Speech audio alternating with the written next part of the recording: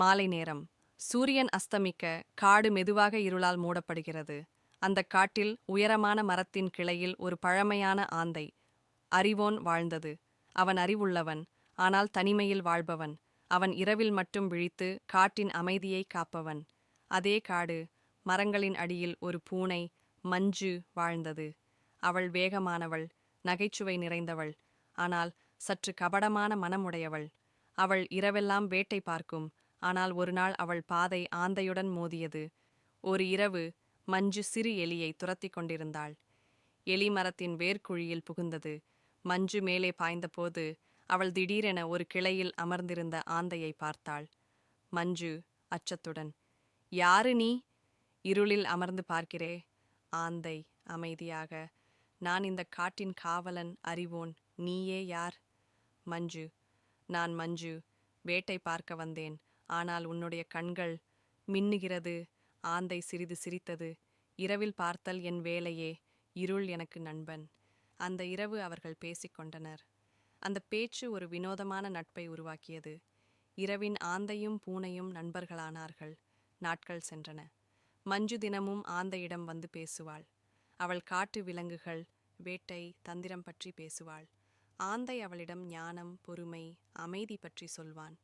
ஒரு நாள் காட்டில் புதிய விலங்குகள் வந்தனர். ஒரு கொடிய நரி மற்றும் அதன் கூட்டம். அவர்கள் காட்டு விலங்குகளை அச்சுறுத்தி உணவு பறித்தனர். மஞ்சு அதைக் கண்டு கோபம் கொண்டாள். "அவர்களை நாமே தண்டிக்கணும்" என்று ஆந்தையிடம் சொன்னாள். ஆந்தை அமைதியாக பதிலளித்தது. "சொன்னது சரி, ஆனால் புத்தியுடன் செய்.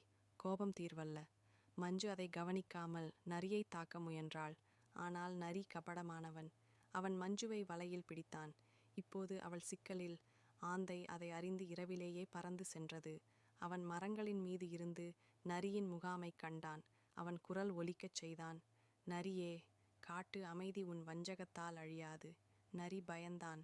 ஆந்தையின் கண்கள் இருளில் மின்னியது. பூனை வலைக்குள் இருந்தாள். ஆனால் ஆந்தை தன் கூர்மையான நகத்தால் வலைவாயை கிழித்தான். மஞ்சு தப்பி ஓடினாள். ஆந்தை நரியிடம் கூறியது, "அறிவில்லாமல் வன்மை வந்தால் அது அழிவைத் தரும். இரவில் யாருக்கும் இருள் முழுமையாகச் சொந்தமல்ல." அந்த இரவு நரி காட்டை விட்டு ஓடி மறைந்தது. காலை 9 மணி முதல் காலை 10 மணி வரை. மஞ்சு நன்றியுடன் ஆந்தையை நோக்கி, "நான் தைரியம் என நினைத்தது அசட்டுத்தனம்னு இப்பதான் புரிகிறது" என்றாள். ஆந்தை மெதுவாகச் சிரித்தது. "தைரியம் நல்லது, ஆனால் அறிவு இல்லாமல் அதுவும் ஆபத்தே." அந்த நாள் முதல் பூனை ஆந்தையின் மாணவியாக ஆனாள். அவள் ஒவ்வொரு இரவும் ஆந்தையிடமிருந்து கற்றுக்கொண்டாள். அமைதி, பொறுமை, நேர்மை, கபடமில்லாத தந்திரம். அந்த காடு மீண்டும் அமைதியடைந்தது. இரவின் காப்பாளர் ஆந்தையும் அவன் மாணவி பூனையும் காட்டின் எல்லா விலங்குகளுக்கும் ஒரு பாடமாக ஆனார்கள்.